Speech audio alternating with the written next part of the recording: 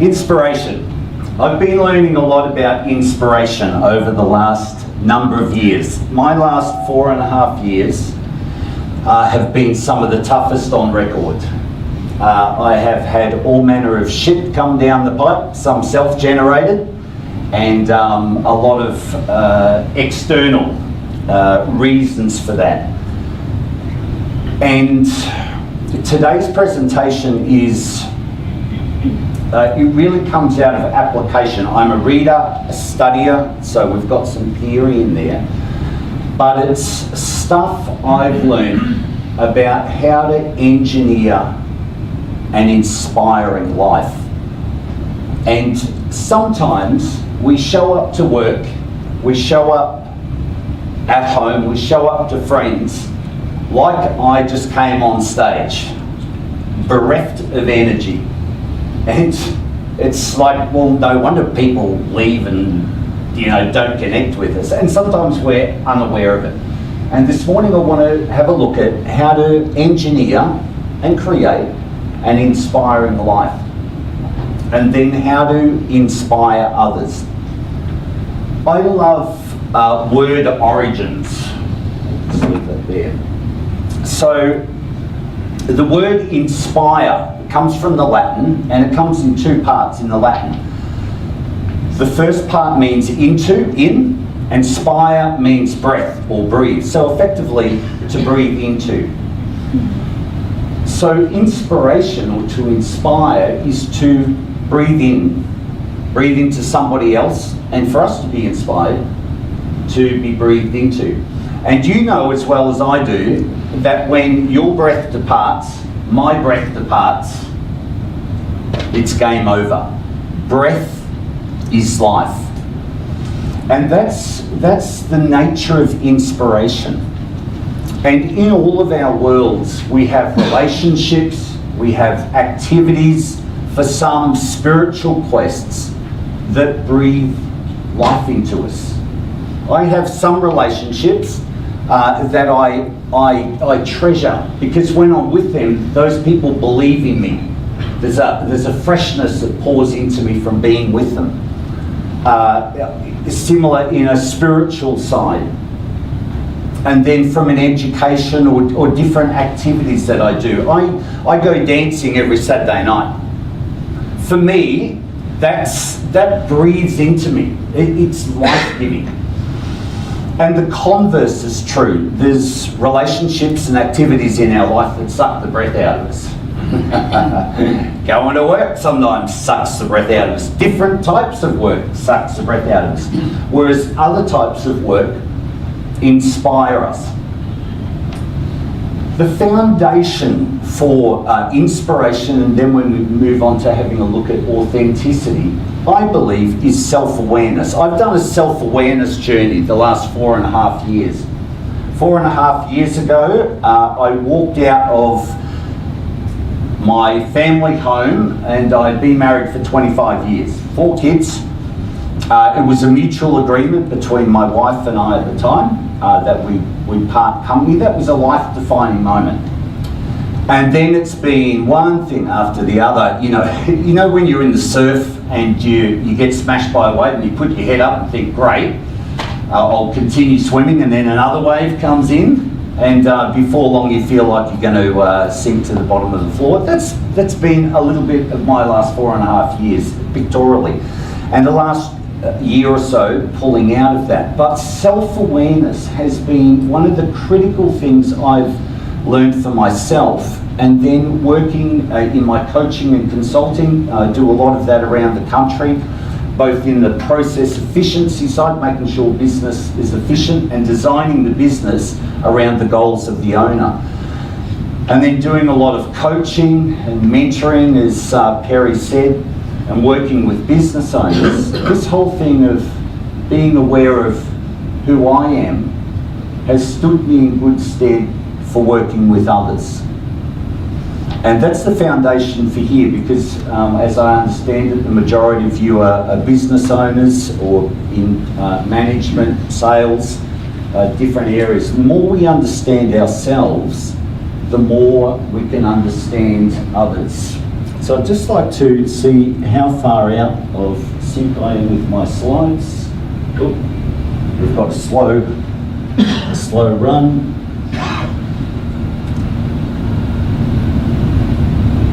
So this is my foundation. Self-awareness is the foundation of a truly effective and productive life. When it comes to living in a more consistent, inspired state, when we know who we are and who we aren't, when we know why we do the things we do, think the way we do, feel what we do, we are better able to design our life from that awareness. So the more self-aware we are, the more other-aware we become. So over the time, I've had a look at the different things, and this is not exhaustive, but I think it might be pretty close. The core attributes of who we are. And becoming self-aware, you know, what's our purpose? What do we value the most highly in our life? What skills do we possess? What gifts and talents, which are different? The wisdom, the history, the defining life moments. When my brother died, that was a life-defining moment.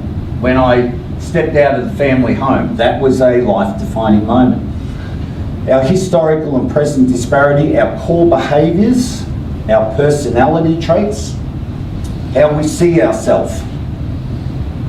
And funnily enough, most people see us quite differently to the way we see ourselves.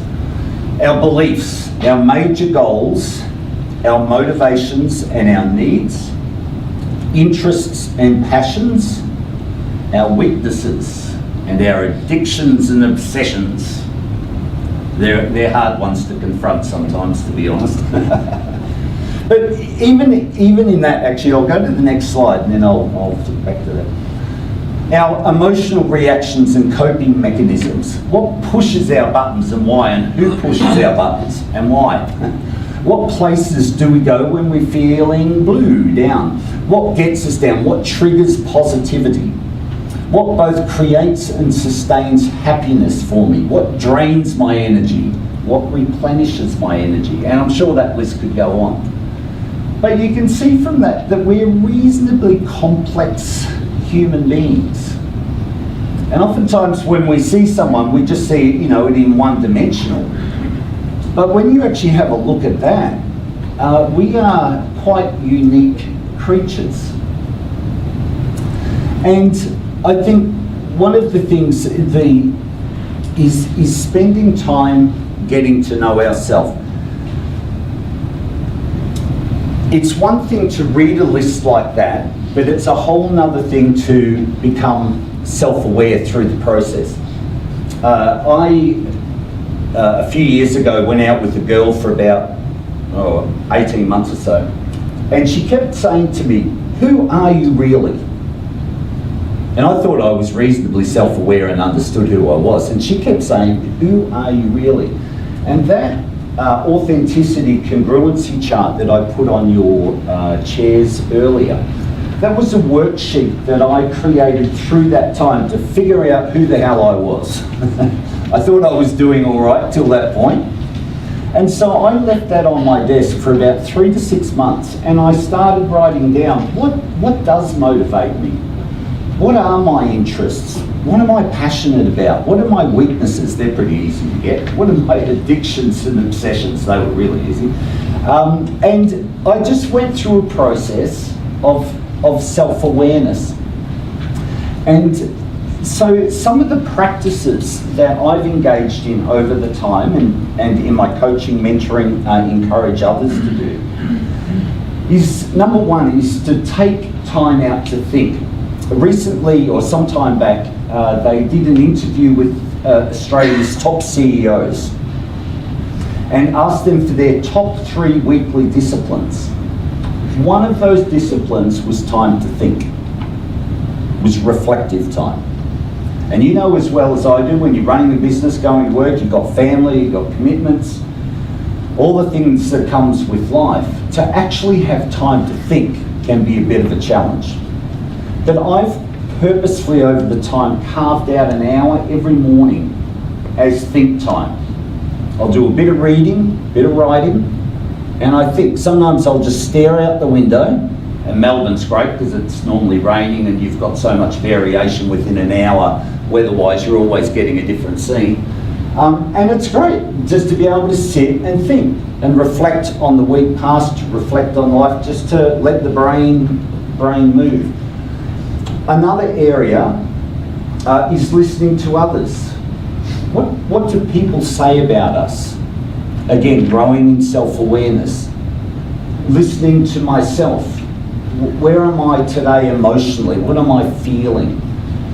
My body, fatigue. Starting to become more self-aware in those things. The whole thing of silence. We're not very good, I don't think, as a culture of embracing solitude and silence. I remember I used to walk for a couple of hours on a Sunday afternoon to change gears from family to work. And I just walk and think. And a friend of mine said I could never do that because I'm scared of what would come up in my brain if I gave it enough silence. And he was one who the self-awareness thing, he just pushed to the side. And I think the other thing is education. And if I could pass on one tip that I've done consulting for about 9 years to business owners and management particularly, and I've coached people for over 30 years. The education I've done for 30 plus years is learning about people, psychology. And I don't get the big textbooks. I've been into an author this year on shame, human connection, vulnerability, just understanding how people work. And that's why self-awareness is really important, because the more we understand ourselves, we start to get an insight into others.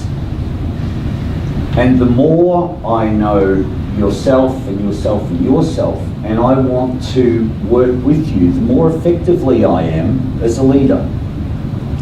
So the more other aware I am, the more effective I can be in leadership. And that's one thing, to take time to learn about people. It's a fascinating subject. I always say with my work, I can change an input on the process side, and I'm almost guaranteed the output. You know, you slash an overhead and it'll go straight to the bottom line. With people, you make a variation or a change, the variables are about 1,000. From, you know, what time they got out of bed in the morning to what happened on the way out to their troubles at home. The variables are enormous, but it's a fascinating topic. And then what I do at the end of that time in my mornings is I journal. I've been journaling since 1984. If my house was ever to burn down, my journals would be one of the first things I went for. That's my life in writing. It'll be a very colourful read for my children when I pass on. Because I'm pretty honest, and that's where the authenticity comes through it. So in journaling, and I again encourage you to do this, most people find journaling really hard. I make sure I buy a really nice moleskin blank page. I do it most days. So I'll write the date. I'll give myself a mood rating for yesterday's mood. I learned this when I went through depression a few years ago. I met with a psychologist, and she taught me about critiquing myself and evaluating my mood. And so I give myself a mood rating, and then if it's below 5 or above 5, I'm just asking why.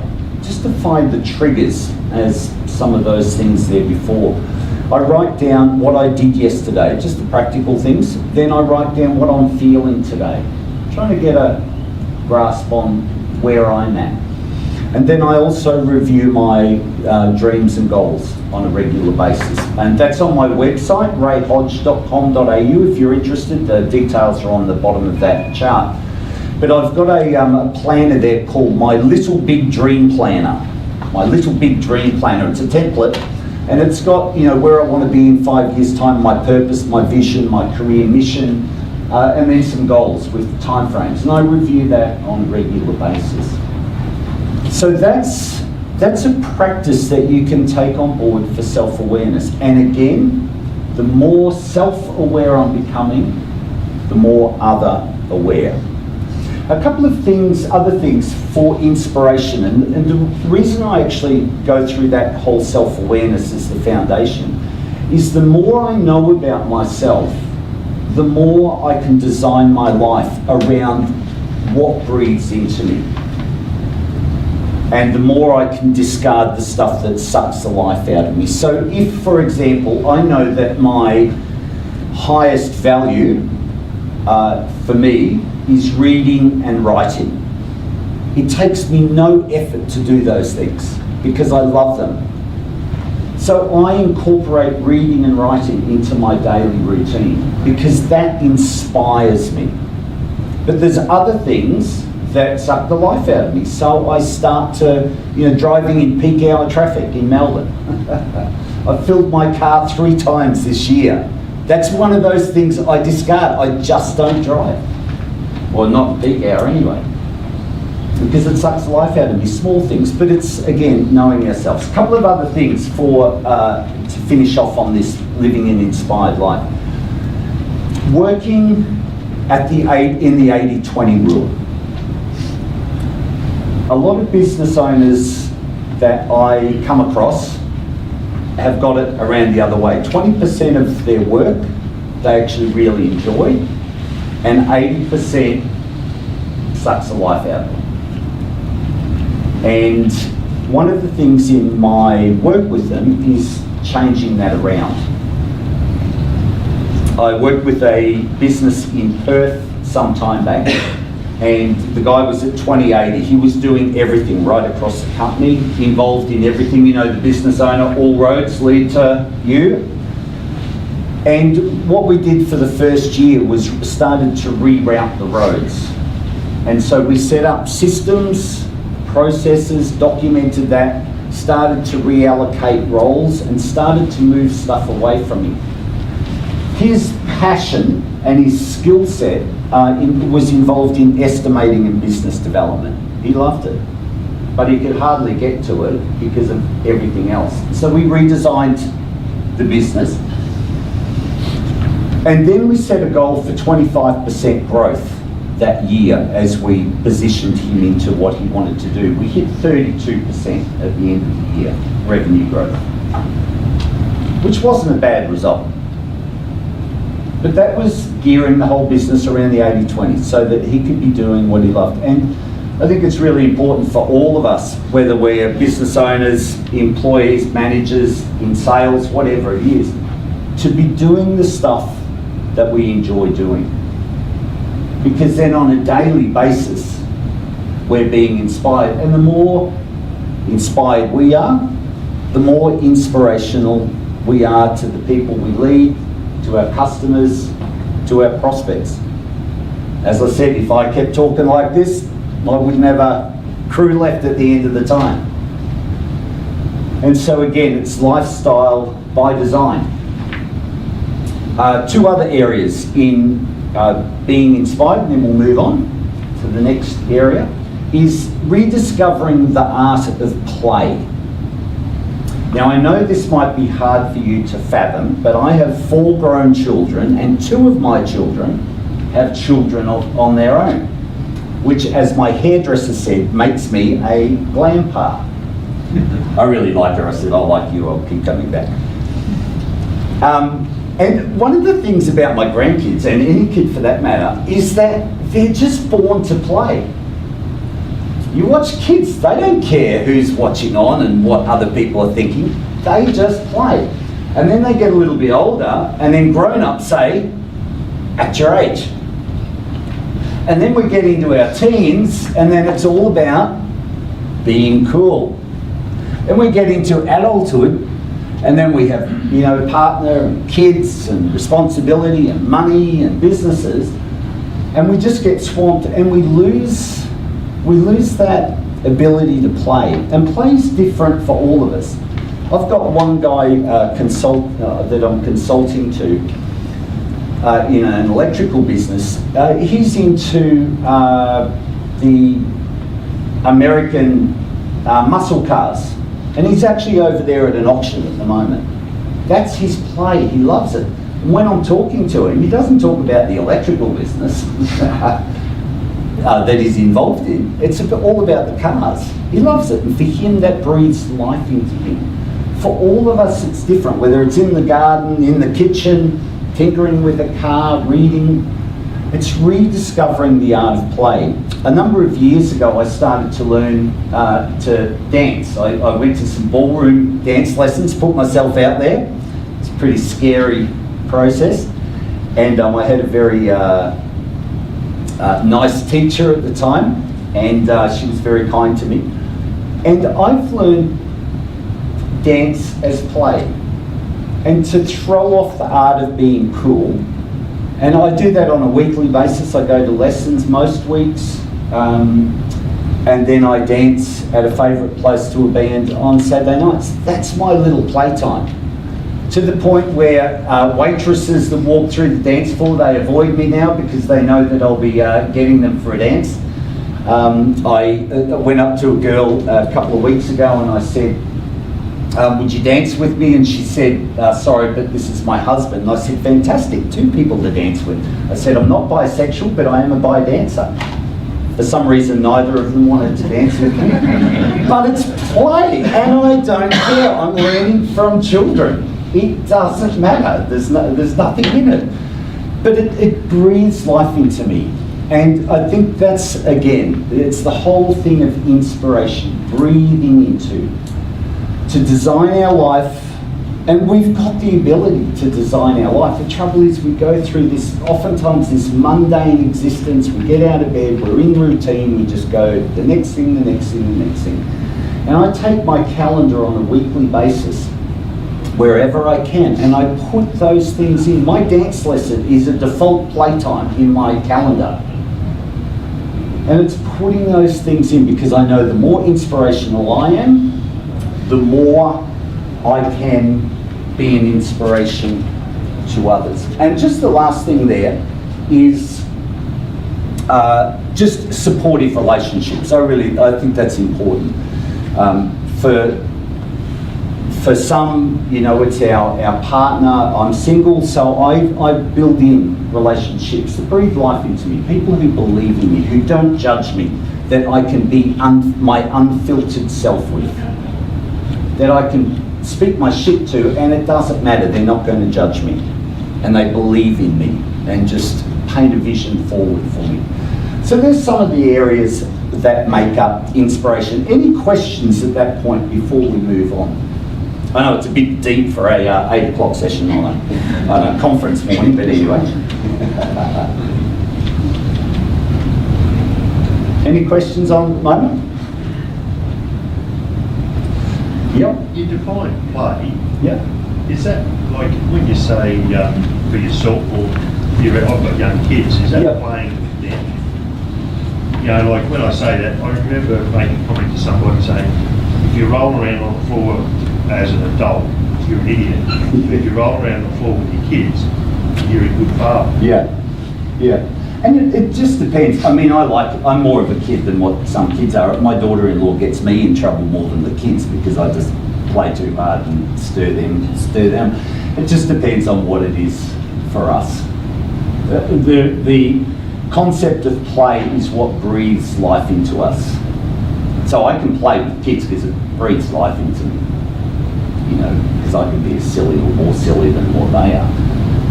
So it's just dependent for each of us. I mean, it's a good thing anyway to play with kids when you're a dad. But again, it's really engineering our life. You know, for some it's tennis, for some it's bike riding. It's just might vary.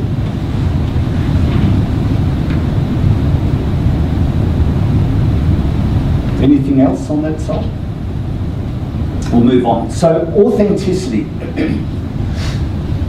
And this, I want to have a look at the whole thing of authenticity, because the more I am me, and that's where again self-awareness, the more I understand me, the wonderful me, the complex me, the strange me, and the more I live that in an authentic way, then I inspire others in that whole area. So the word authenticity means real,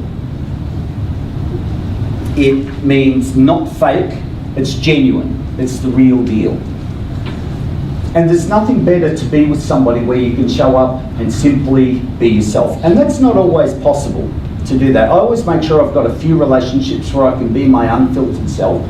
But obviously, you know, when I turned up to a client's place 4 days out of walking out of my 25-year marriage, that was pretty hard to be inspired and to be my real self. So I had to have people on the side that I could do that with, and then be as genuine and inspired as I could. And there's a dilemma when it comes to leadership, I think, with authenticity. And I'll put the slide up next. And that is, how do I be my genuine self, but also lead others in a genuine way if I'm very, very different to them? Now, I've seen this time and time again. I consulted to, I'll just quickly tell you about 2 firms I consulted to.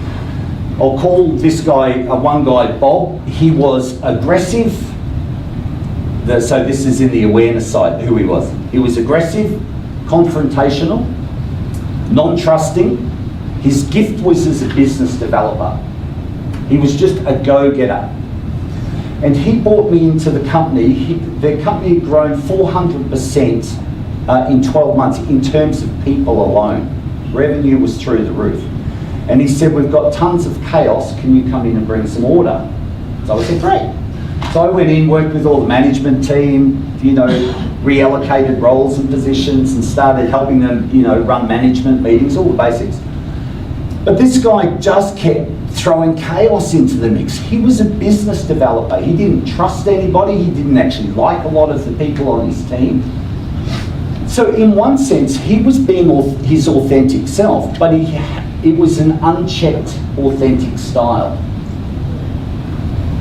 He was operating out of instinct.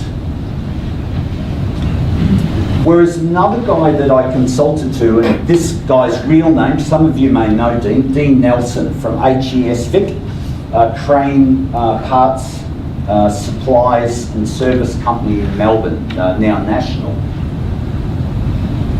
Dean had the ability, he was like Bob in that he's assertive, focused, driven, but he had the ability to check his style and honour the authenticity of others. When I went in and met with the management team, I said to each of the managers, I interviewed them each, and I said to them, tell me about Dean. And basically the summary was, Dean's a great bloke. I know he values me. I know he'll support me. I know he'll do anything to help me in my job, but I wouldn't want to cross it. So Dean had the ability to drive his companies. He had a significant growth goal. He was driven, persistent, but he had a way of honouring the authenticity of others. So he was self-aware. He knew who he was, but he also recognised that his team were different to him. And that's where he would communicate value. He would support them. And I remember one girl at the stage when it was about a 9-month project, went through, I think from memory, it was quite serious depression, a really tough time. And he just gave her space. He just gave her space. He called all the other managers together and she told them what she was going through. And she said, you know, and he said, it's okay. If you start to cry at your desk, you can go for a walk. Well, some business owners, that happens. They find the closest door to their desk to push them out. Whereas he had a way of being himself, running in that authentic style, but yet being able to honour the authenticity of others. So my take on it, the authentic leader is one who understands who they are at the core of their being. They're self-aware, understanding their strengths and limitations. They are also other-aware in that they understand the people they lead. Through this self-awareness and other-awareness, they are then positioned to adapt their leadership style to create ongoing results through high-performing teams. And this is, I believe, is the inspirational leader. Somebody who creates their own world to find those things that breathe life into them, and then also breathe life into the people they lead through honouring who they are. You know, I learned a long time ago that a lot of us think different equals wrong. If you're not like me, well then, you know, we put we've got our lenses and we see everybody through ours, and if somebody's not working hard enough or they're not, you know, coming up to scratch, it means that they're just being slack. Well, sometimes it's just who they are, their motivations, their needs. And this is where motivation comes into the process as well. I've had businesses over the time say, I want you to come in and help me roll out an incentivisation program so I can motivate my staff so that they'll be more productive and will make more money.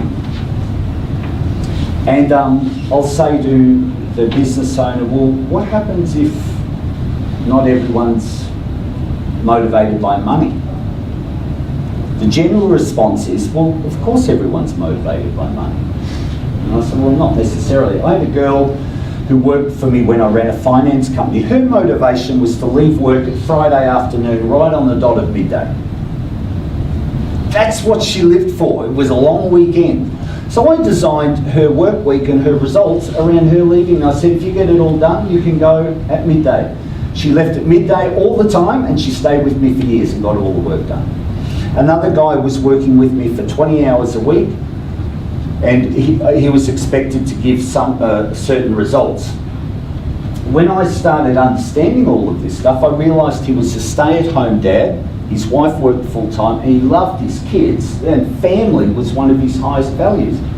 So I said to him, I want these results still, but I don't care if you do it in 1 hour or 100 hours, I'm never going to check and I'm going to pay you the same. His performance went up.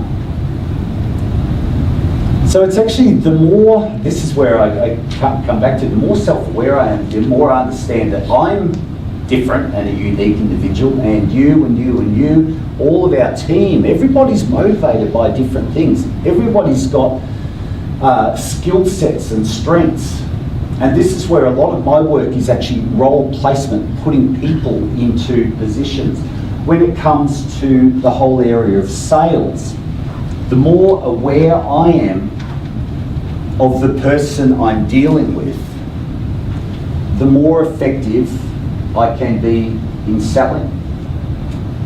Now I've done, you know, I read Tom Hopkins, I think he was the first book I read on sales. Brian Tracy, I've got sales library. But what I'm finding overall, and that's really useful stuff, but what I'm finding is the more I understand the person I'm in front of and get a read on them, the more likely I can appeal to who they are, their motivations and their needs, and open the door for sales opportunities and for them to be my customer. I had a client, a current client I'm working with, and I saw her for 2 years, and it was objection, objection, objection. Why we couldn't work together. I knew she really needed what I did. I knew I could change their business, and I just kept in touch. She'd been in hospital, had a lot of things go on. So I turned up one day, and she was giving the normal objections, going through it. And in the end, I got a bit of a read on her and where she was at. And I said, I looked at her and I said, so, you're a woman. She looks at me and says, yes. And I said, so women are intuitive, normally more so than guys, in my experience. She said, definitely. And I said, what's your intuition saying about working together? She said, my intuition is saying that I trust you and that we should work together. That was just getting a read from awareness. I tried all the objections, all the other side of things, but it was just getting a personal read. I knew she really needed the help. And it was just getting a read through that process. And again, that's why I go through those. The more we understand ourselves, the more inspired, the more we can inspire others and open those doors. Any questions on this area? Particularly as it comes to sales or any other areas?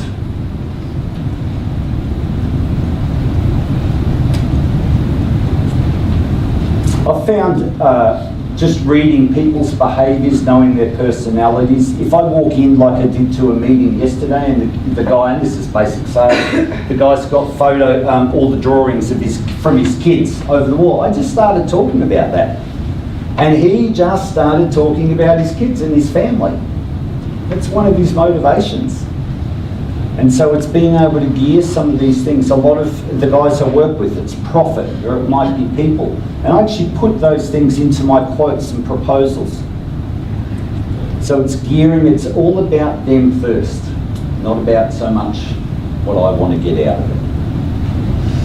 I'll move to the last section. I've got a couple of minutes left. And this is the whole area of empathy.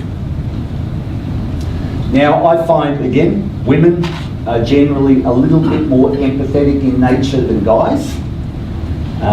Guys seem to, not everyone, but we sometimes can have a bit of a hard ass edge, whereas women tend to see a little better. I learn a lot from women and children. The word empathy in the Greek, M is in, pathos is feeling. When the Germans translated it, it meant feeling into sympathy. Sim is with, pathos feeling. With feeling, so I can express feeling. Empathy is feeling into. It's getting into the shoes of somebody else. And there was a report done by a global research firm recently that assessed 15,000 candidates in management, all different management positions, over in 300 companies, 20 industries, 18 countries, to find out about leadership. And the report came back, one line, overwhelmingly, empathy is the critical performance leadership driver. Empathy, who would have guessed? Years ago, I would have thought it was, spoken on vision, and discipline, and time management, and external motivation, and walking over coals, before you go to work so you can be more inspired. But empathy. And I've been coaching a client of mine, a supervisor in Sydney, on empathetic leadership the last few months. And I put him through an assessment at the start and said, how much do you know about your team on a personal nature? Give yourself a rating, 1 out of 10. He got 1 for everybody. I put all their names down. He said, I have no idea about their personal lives. And basically, he was scared of knowing, because he knew that if he started to ask questions, he had to drop his own guard. So I had him ask 1 question a week to each person. He said it was amazing, the difference. He said one guy just told him so much he didn't want to keep listening. This guy just wanted to talk. And I can guarantee you, if you take an interest in the people you work with and interest in your clients, they'll go the extra mile for you. When you put extra demands on them, because you're interested in, they'll step up. When you correct them, at the start of consulting projects, I take a lot of time to build trust because I know that I'm going to be, correcting and shifting people. I need to have their buy-in at a trust level.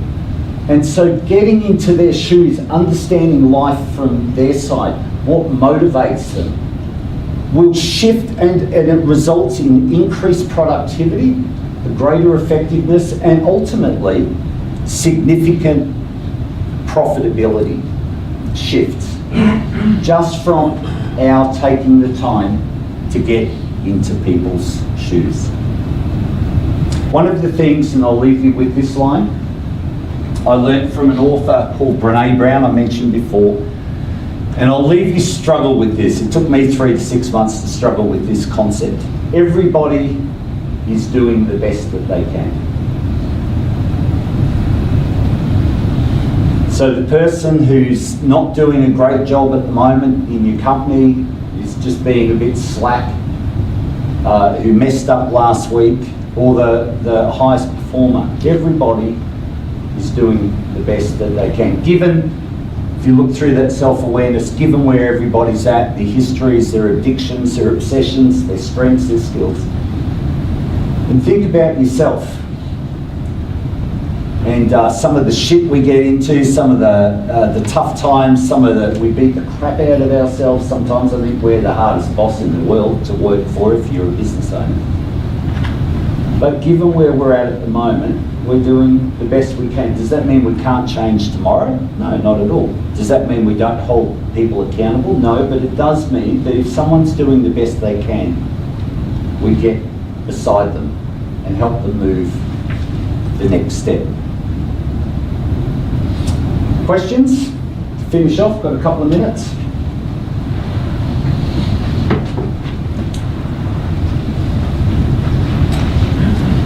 Is this stuff helpful? You don't have to nod, you can. I love this stuff. I think from business and sales and all my work with people, my last few years has been probably the most effective because I've tuned into people. I can have all the systems and processes and all the stuff I like, but if I actually build trust with people and honour who they are, the shifts can be significant.